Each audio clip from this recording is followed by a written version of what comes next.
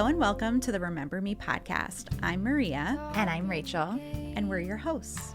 And we're very happy you're here with us today. Remember Me is dedicated to preserving the memories of those affected by dementia and the families walking alongside them. We've created this space for you to feel more connected and supported. And we hope these stories allow for a deeper understanding and a sense of belonging. And to shine a light on our motto, accept the good. Always, always accept the good. This is Remember Me. Hey, so today we're here with Michael for our season all about spouses. We're going to be talking about you and your wife, Maureen. Welcome, Michael. Hi, Michael. Hello. Hi. Hi. I know we've gotten the chance to meet in person, which was beautiful. So happy to have you here today. We're going to ask you the same first question we ask everybody, and that is, what were the first signs that something wasn't quite right with Maureen? You know, you always say hindsight's 20/20, and this is the case. You know, Maureen was working in insurance. She was basically selling supplemental policies for a big insurance company. I'm not going to name them, but she had her own clientele. She would, go to the facility that she had, and she would talk to her clientele, the people that she took care of, and she was very meticulous. Maureen, I mean, like, you could call in to the place that she worked at to file a claim. Maureen didn't want that for her clientele. She wanted to do things personally. So, like, one day she said, Mike, I'm having problems doing this. Could you help me out? Because everybody rushes to me. And I'm like, okay, I'll help you out. I went in, I helped her out. I had people flow to her, and she was signing people up, and she took about 5 claims from people. And she said she would take care of it. She brought everything home, and they sat on her desk for more than 2 weeks. She did absolutely nothing. And that wasn't her. I mean, like, it was right away. She would take care of all that stuff. I mean, she loved doing what she did. She loves people, and she wanted to take care of them. She got that from being a nurse. She was a nurse for about 17 years at a hospital and 5 years at a nursing home. Oh, wow. And she decided she wanted to go into insurance. So, but that's the first time I realized it. But it was kind of, what's going on here? Yeah. I mean, like, she had totally changed. Can I ask, when this is going on, you're kind of noticing she's maybe not the worker bee that she once was. Do you ask her, like, hey, I noticed those claims are still on your desk. What's going on? Yeah. I did ask her. I said, do you need help? Right. And all that. And she says, no, I'll get to it. And I believed that she was going to do it. Right. But she didn't. Partially I thought I was going to help her to do it, but she said, no, I can handle this. It's no problem. This is something that I can do. I said, let me help you. And she said, no, you can't help me because you're not licensed. And I'm like thinking, all I'm going to do is just sit with you to do it. And she said, no, I can do it myself. And she didn't want to give it up. Sure. She's coming from a huge family. She's one of 13. Oh, wow. And she was sort of like the president of the family. Okay, she was the oldest girl. Yeah, there you go. I was waiting for that.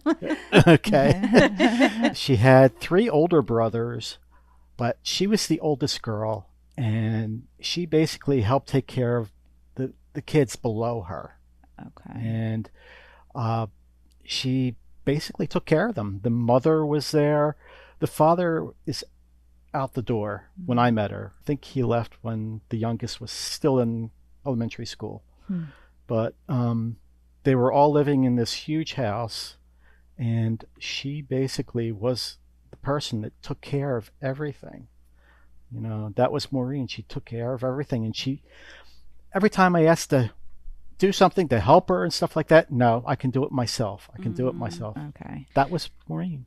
Can I ask, what escalated to the point where you're like, okay, we can't ignore these signs or symptoms or changes that are happening?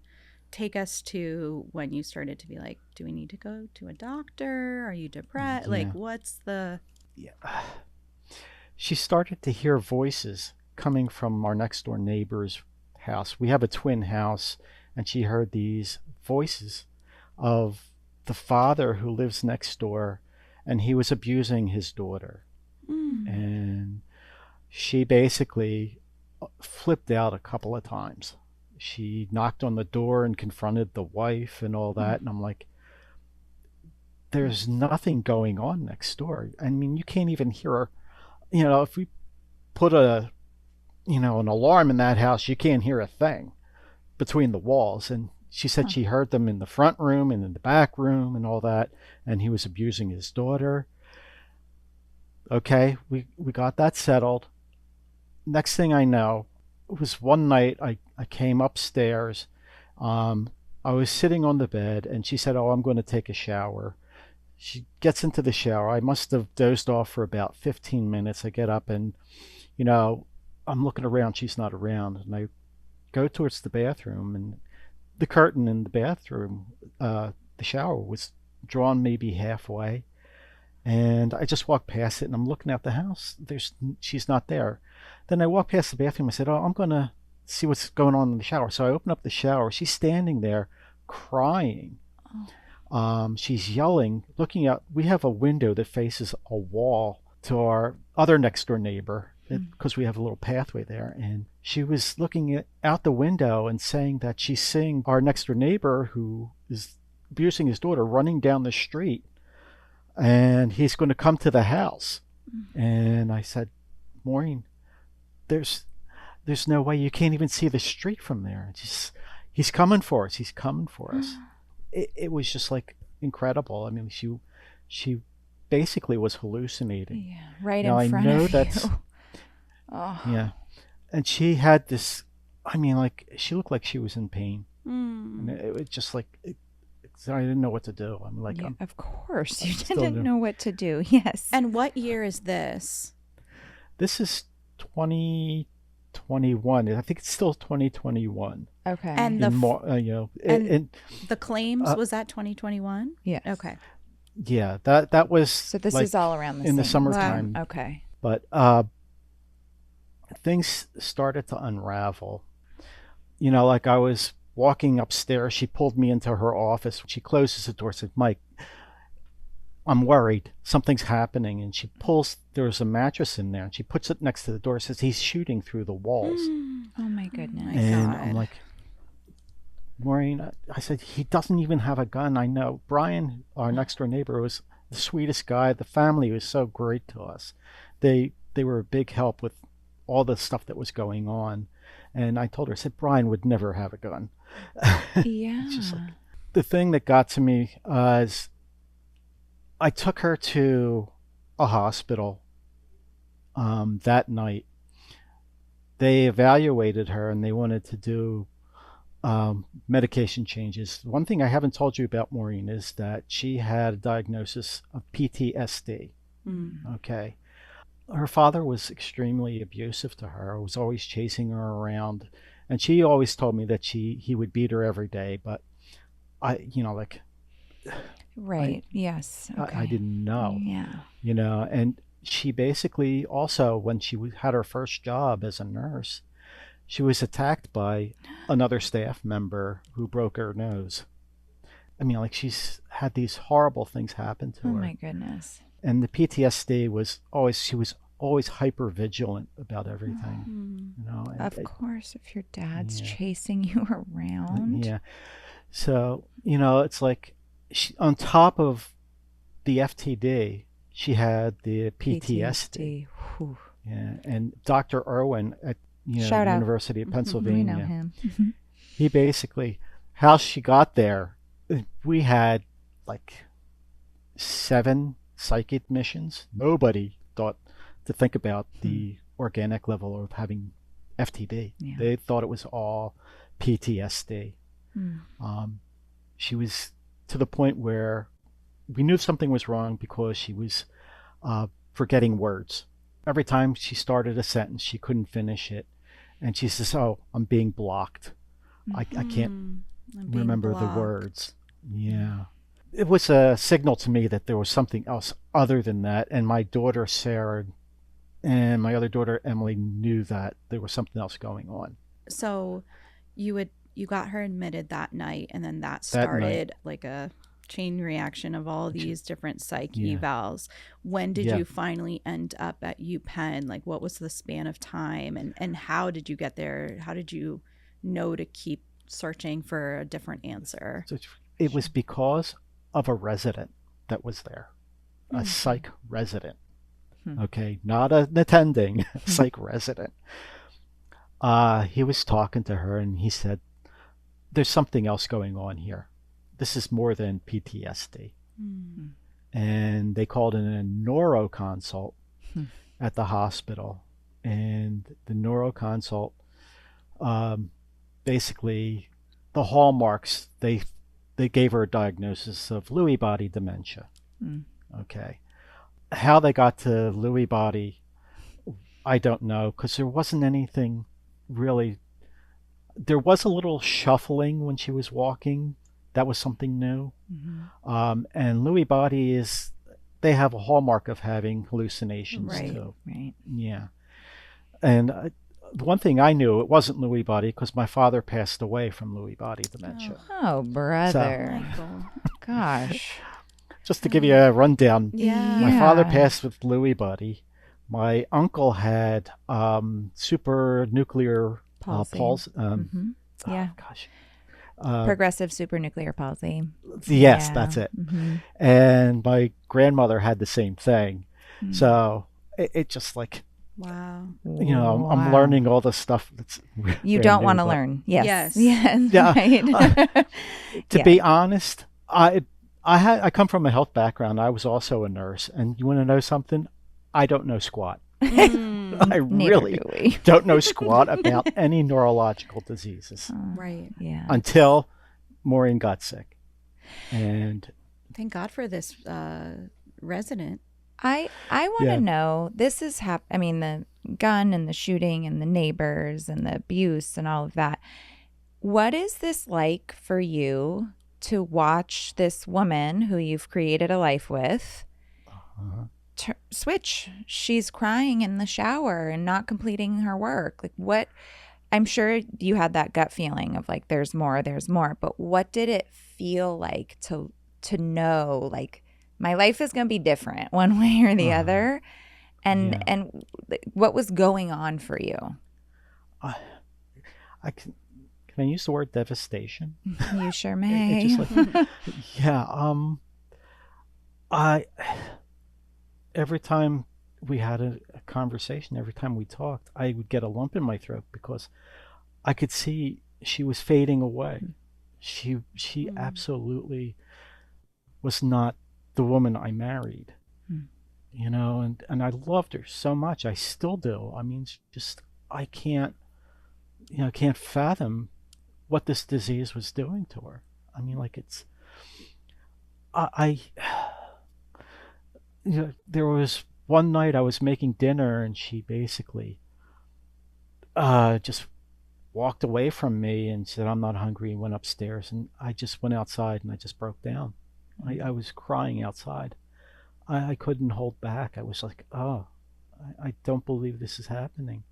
We have all these plans, all these plans. We wanted to travel when we retired. The most devastating thing to me is the fact that she did not want me to take care of her. Okay? My feelings as a nurse, I love the taking care of person. That was me. I always wanted to do that with her. But she would not allow me to do anything for her. At one point, she had another thing coming up. She had the imposter syndrome with me, the Capgras syndrome. And I was not Mike Michael. I was Michael J. Rothstein. That's who she married, but I was Mike now.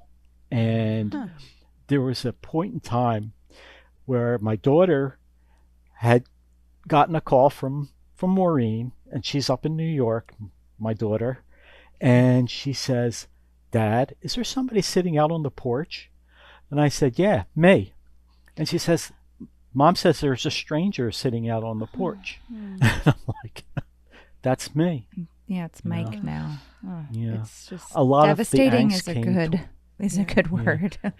a lot of the angst was directed towards me, which I understand it's the disease talking, but it's still like it's a hard pill to devastating. swallow. Yeah, yeah, it's not easy.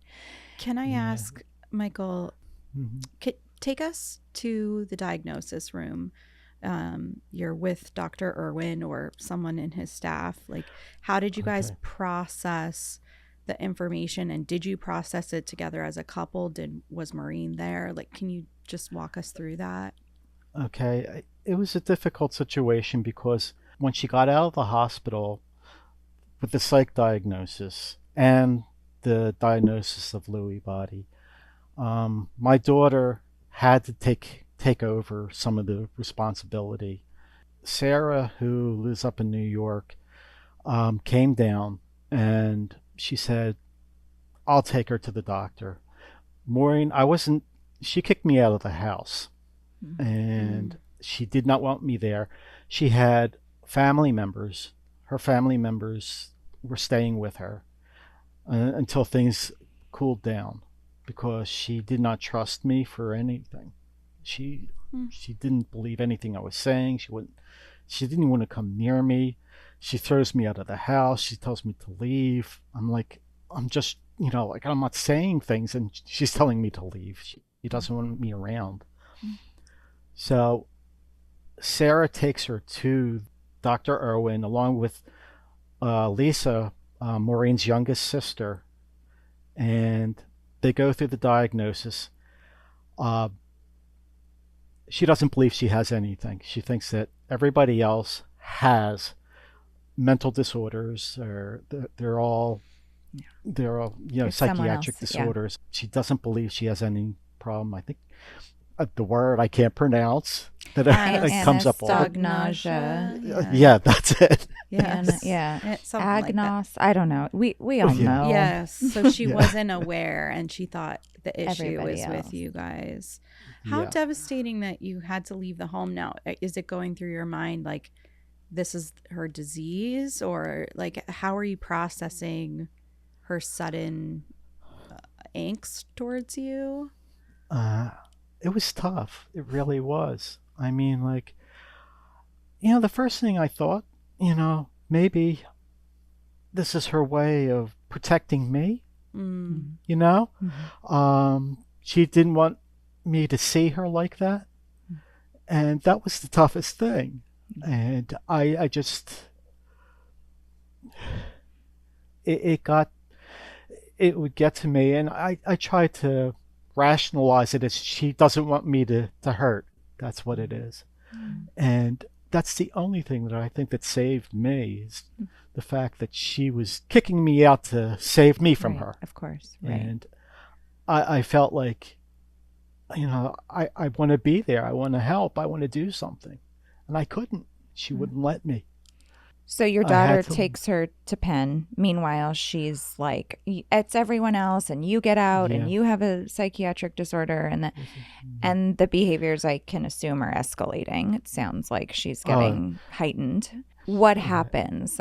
She lives in the home with who?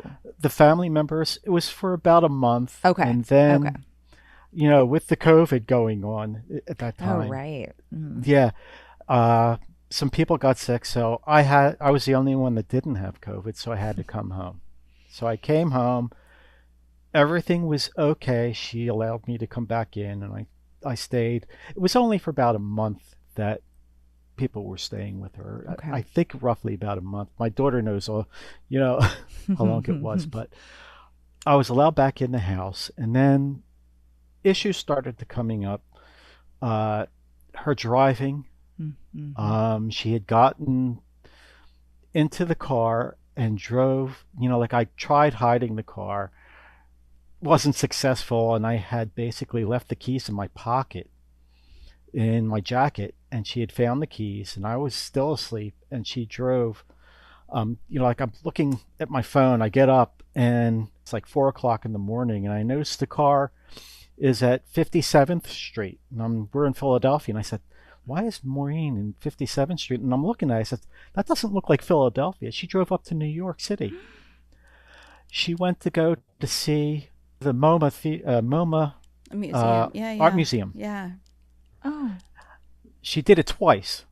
The second time was basically my fault. First time was like me, it was my fault, but it was like really a dumb thing that I did it the second time.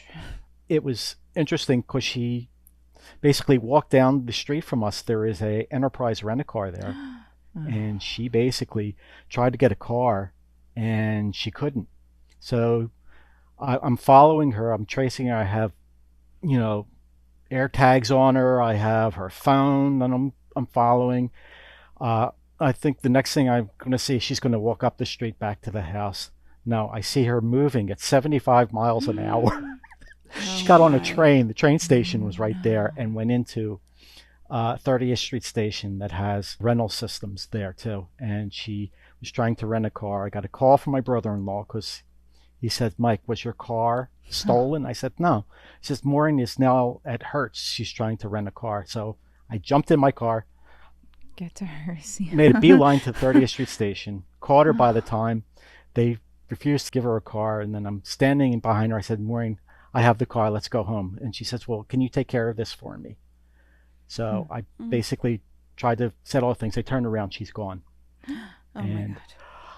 I had parked the car. And the thing that you to start your car with, I had left it in the car. No. And she was able to open the door and take off. And as I'm running out, I see the car go past me. I'm like, I did it again. Michael, this is a movie. It's like, and she went up to MoMA. My daughter lives in New York. Had to bring her back down again. So twice. Yeah. It's like you're changing your role. Yeah. Definitely. And it's funny because we always say like we became their parent, and now it's like your spouse. You know, it's different. So you said that your daughter, was it Sarah, really got engaged in the care and taking Maureen to Penn and everything. Yeah. Tell us a little bit more about like how things progressed. What has been her disease trajectory since 2021? Her mental status has gone down, and the delusions have taken over. A lot of delusional thoughts, and that, to me, that is the PTSD talking, along with the FTD. With her reasoning had completely gone. I mean, there was no executive skills, as we know, that were left with her, and she basically, we were chasing her down. I was following her. At one point, she had 25,000 steps in one day, which I can't even comprehend. Yeah. It was like 13 miles. And she basically, she would go to a dollar store around the corner from us and buy massive amounts of child stuff, for babies and diapers for my daughters who don't have any kids. They don't have, infants or anything like that. They don't have kids. And she was, she thought that my daughters had children, and she would ask them about the children.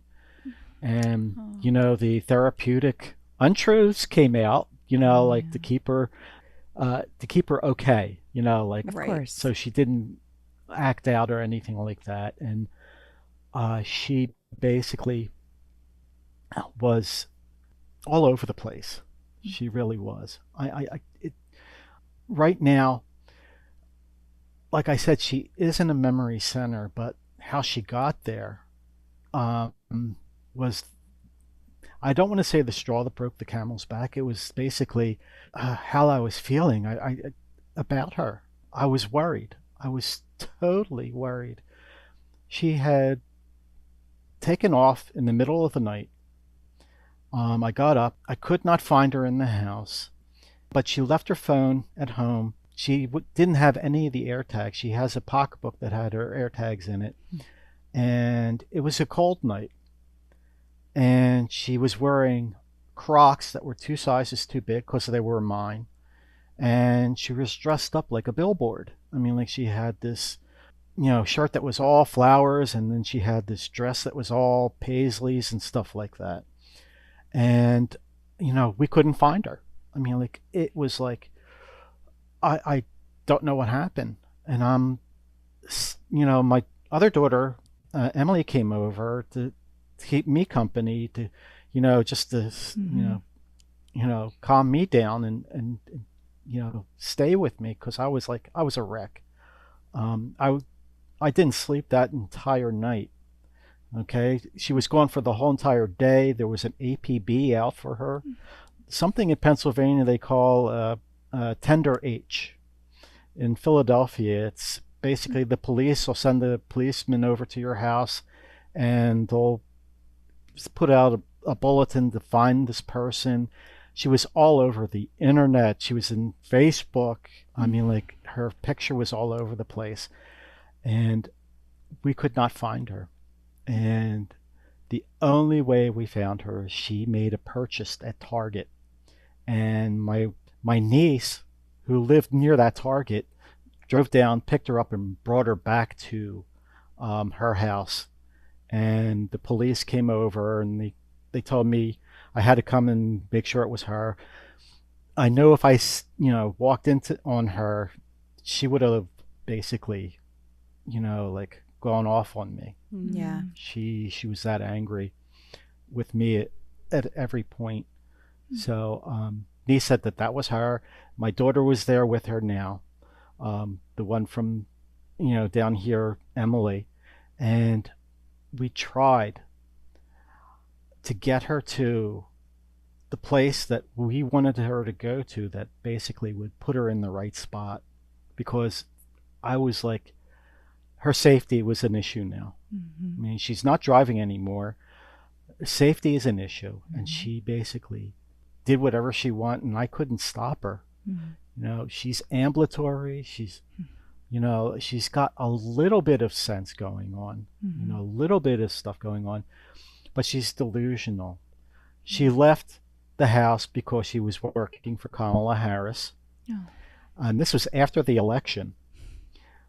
She was working for Kamala Harris, which is now still a delusion of hers.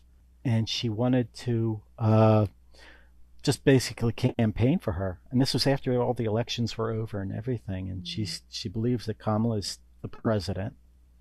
And I mean, like, which I hope she was, but so she lives now in a memory care facility, and yeah.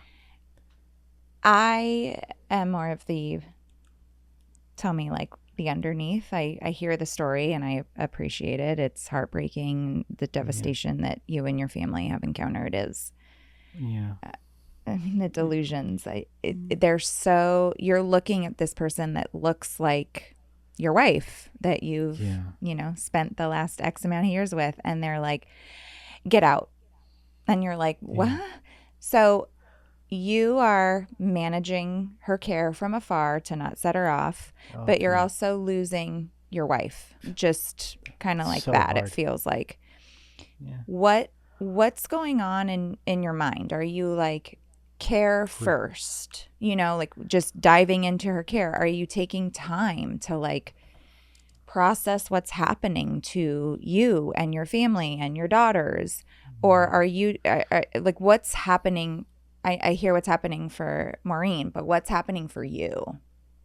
It's happening for me. Let me just tell you this first part. When Maureen went into the hospital the very first time, I did not tell the girls. which was the dumbest thing I think I've I didn't ever wanna done say in it. my entire life. You know, My dad and would have done the same. Yeah, so. it's a protective Yep. parent thing. Yep. I totally get it. Yeah, you know, it was the dumbest thing I did, but you know, I eventually told them both, and I forgot they're adults. You know, Yeah, they you see know them as little girls, huh? that I still do. Of course. I still do. Yeah. You know, Maureen and I raised two of the brightest people I think I know. They're a lot smarter than we are. Every parent's hope. Yeah, but I shouldn't have done that. Sarah, who lives up in New York, basically took the responsibility of our finances, and she got us all, you know, everything financed out. Everything was, our credit score had gone up, and she basically did that.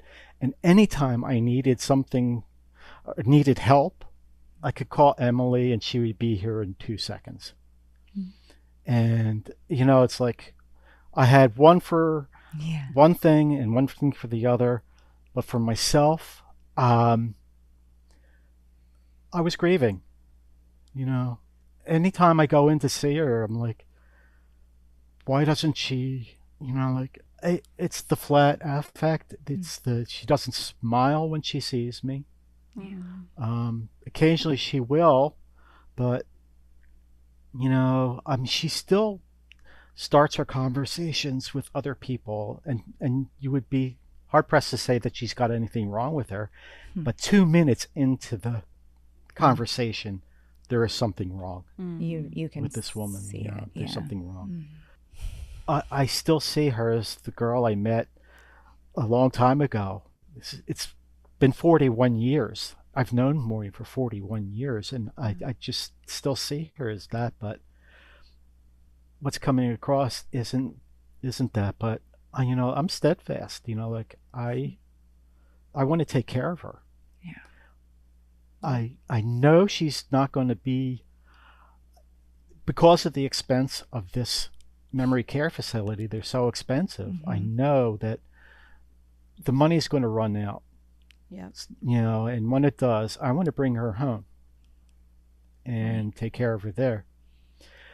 But the thing is, I could not take care of her. She's walking out the door and all that. Right. Yeah, it's not safe. My nursing skills go from, you know, I can't take care of that, but I can take care of this, no problem. Right. Sure. Yeah. And when she's so resistant to you, how, you know, she's going to run in the opposite direction. Oof. You know, I know you talk about ambiguous grief, loss and stuff like that. I now know what it's like. I mean, I've listened to every single podcast. I really have. Thank you. You've taught me so much. I mean, like, I feel, you know, like I'm not the only one that has this problem. You know, I feel like there are other people that are suffering like this, you know, that have this going on in their lives. And I'm not the only one, and people understand me. And I started in a group with the FTD group, and I've met some amazing people. Every Friday, I look forward to my Fridays. You know, they help me get along and, you know, get the motivation to do things. And I have a counselor, but, you know, it's still there. That grief is still there. And I know the grief is in the family because people basically in her family are dealing with grief differently than I am. Sure. You know, there's a lot that basically haven't seen her while she's in the memory care center. And I can understand that. I really can. I know it's hard to see your sister or your, you know, sister who you've known for all the time. Her friends come in, see her.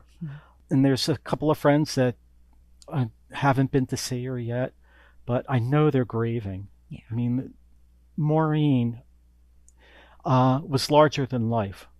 She's got this beautiful personality. When I first met her, she was like, she was the life. She basically, you know, filled me with such joy, you know, to be around her. It was just incredible, you know. So That's sweet. the part I I hope my miss. husband talks about me like that. Jeez. 41 years. That's a really long time. Yeah, and it goes by fast. We're going to take a quick break and we'll be right Okay. back. Hey, quick pause here because we need to talk about something that often gets overlooked. Oh, that single leftover sock. No. The spot in your kitchen that collects random things. Mine is overloaded right now. Well, you have little kids. I'm sure there's a random rock and a half-eaten granola Little bar. cars. Ooh, a plastic dino, I'm sure. Well, I'm talking about caregivers. Caregivers, although they usually feel invisible, are the real MVPs. And you know who celebrates them? I surely do, but I think you're talking about the Remember Me Foundation. Yes, the Remember Me Foundation is all about creating that space for you, support, community, and reminders that you matter too. It's about remembering the person you love and remembering yourself along the way. Check it out in the show notes. I promise that the little moments of support can make a big difference. Because caring well starts with caring for you too.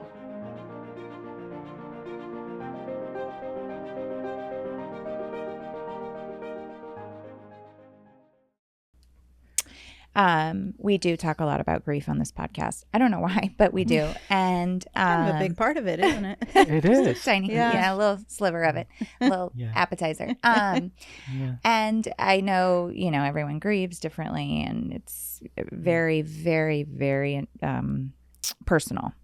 And I know what it's like to grieve as a child, and I know what it's like to grieve for a father. But I don't know what it's like to grieve as a spouse. So I think it'd be enlightening to share with me and also the listeners, like, what are you grieving? What parts hurt the most? Like, I know what it's like to grieve a parent, like not seeing him with my kids, not seeing him at the baseball and all this. But like, as a partner, what are you grieving? Oh, that is a tough question. I think I know the answer. Everything. Yeah, that's what I. Yeah. Oh God. Yeah, the plans and the things that you thought your life would look like, I'm sure, is a big part of it. There's a lot of guilt too with the grieving, especially when she's still around and she's where she is. I can't really put it into words, but I can't stop thinking about her. People have told me, he says, if she gives you such a hard time, you keep on going almost all the time. I said, I have to. I want to. I want to see her. I just, even though I'll be there for like 2 seconds, she'll meet me at the door and says, I don't want to see you today. I'll walk out and say, but I was there. Yeah. I saw her. I wanted her to be in my life. I want her to know that I'm always going to be there. And the fact that,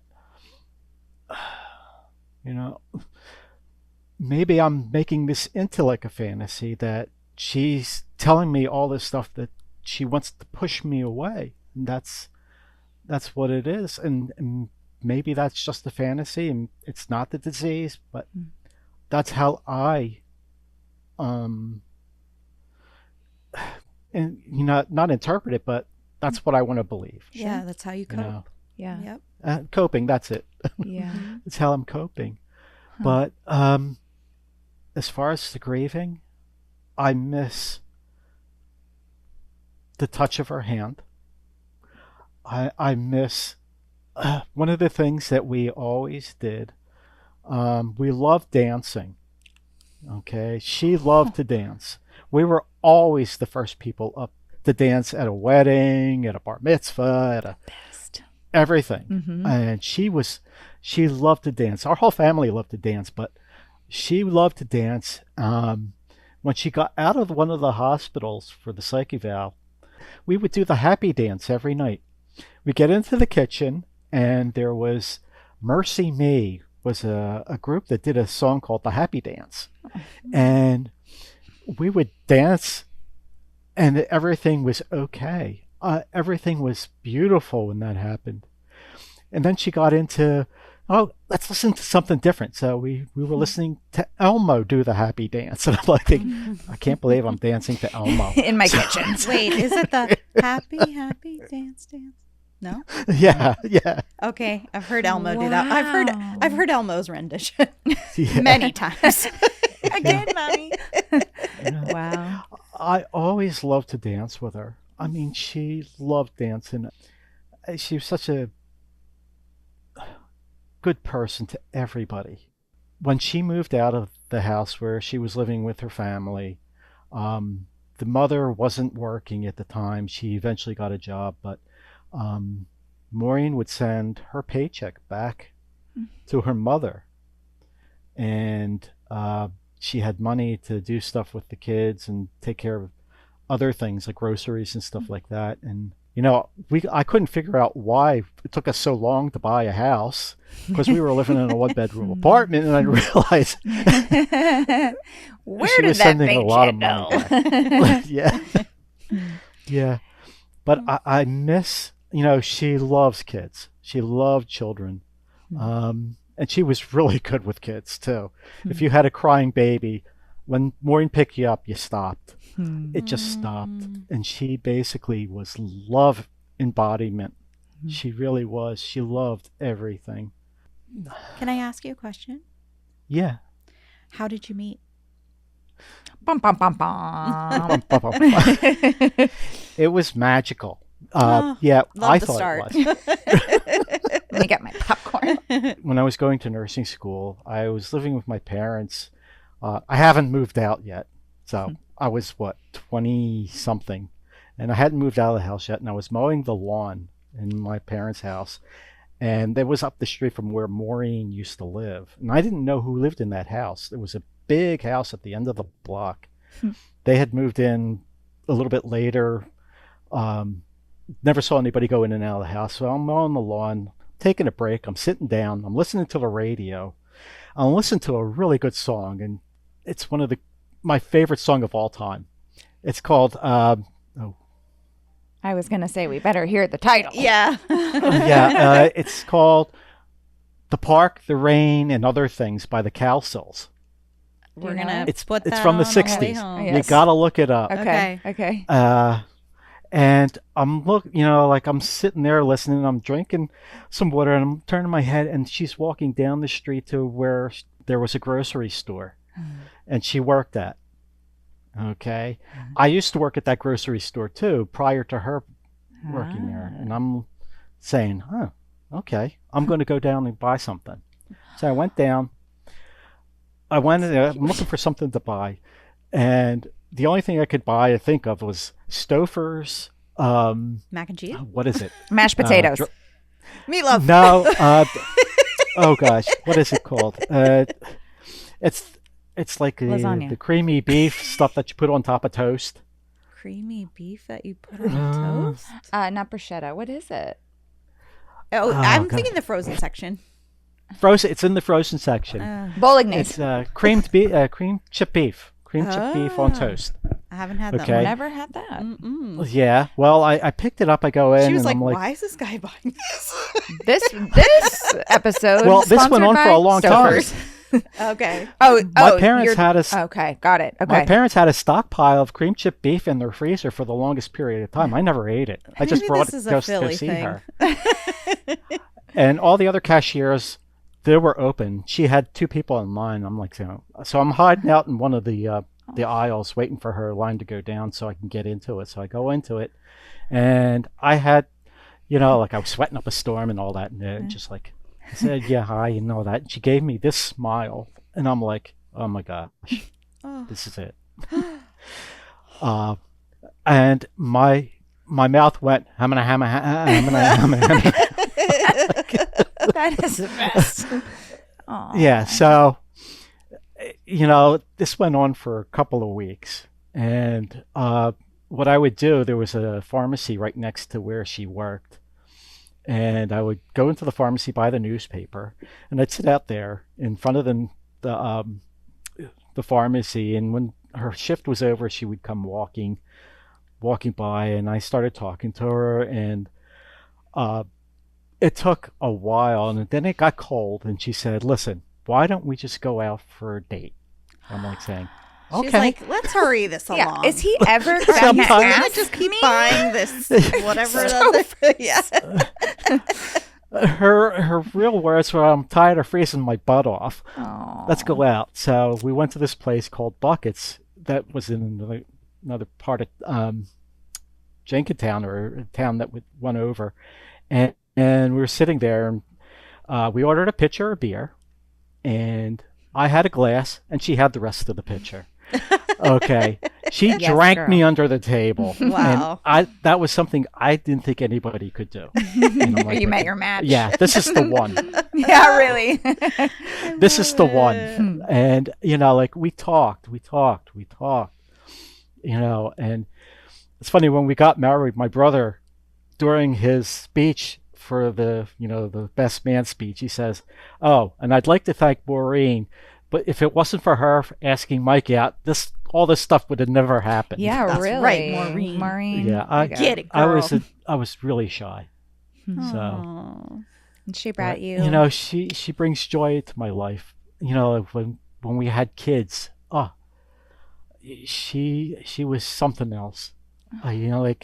She always knew what to do. I guess from raising her other family, she's raising our family too. Yeah. And she did a wonderful job with the girls, and the girls have their heads on straight. They have great jobs, and they're doing well and all that. So, and it's just, she always knew what to do, especially when Sarah had that problem with her heart, the aorta thing that I told you Yeah. about.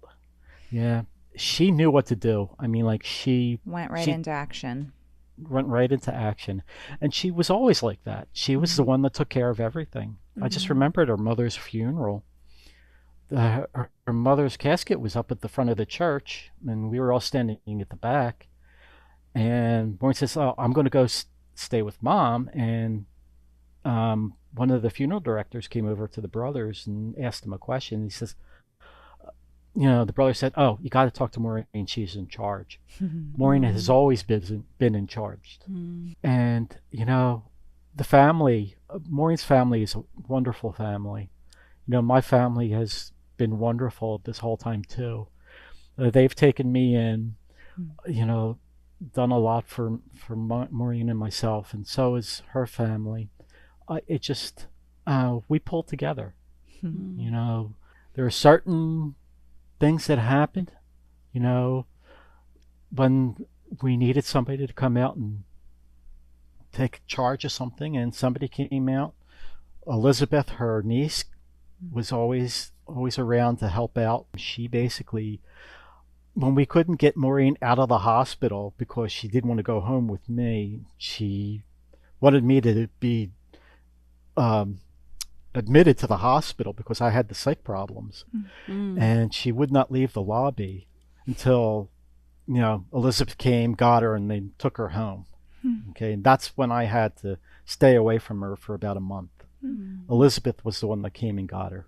So it sounds like everybody, Yeah. eats from the same bowl. You guys are all doing it together, which is incredible for a I've larger... heard the stories too, but I've been Yeah. very lucky. Yes. There were times that I felt like I was isolated.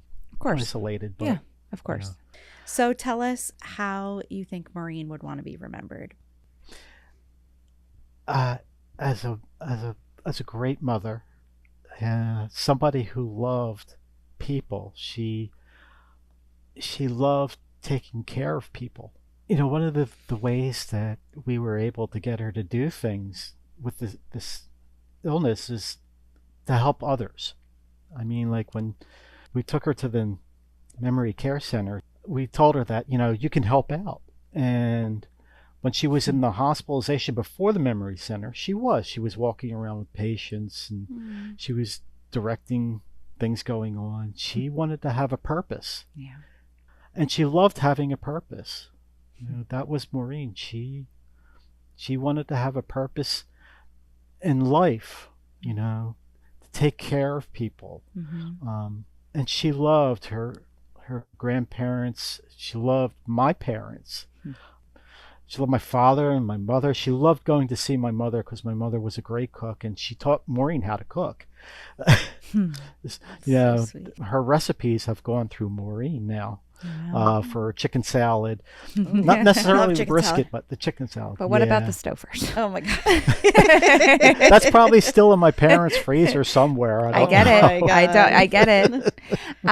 We would love to hear from Maureen. Do you have something to read from her? Yeah. Great. We were going through things, and one of my daughters found this, and like I read it, and I'm like, I have to save this. I love this. He says, "Dear Mike, words cannot explain how much I love you.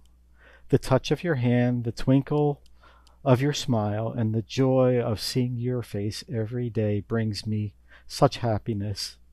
You are an amazing father, and I am so lucky to have you watching over me and the girls. You never missed a game. You never complained if the girls or I needed anything. You go out of your way to get us what we need. Mike, I am so proud to be your wife, and our girls are so lucky to have you as their father. You make our lives better every day. All my love to the moon and back every day. Love, Maureen."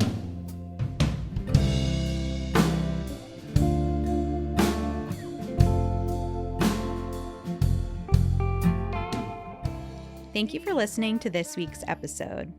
If you want to learn more about Remember Me, you can go to remembermeftd.com. We also love getting new Instagram followers, and you can follow us at Remember Me Podcast. We're also building a space just for you at the Remember Me Foundation. For more information or to donate, visit remembermefoundation.org. This podcast is produced by Maria Kent-Beers And Rachel Martinez. and the beautiful music you hear is a song called So Damn Lucky by Bailey Kent. I say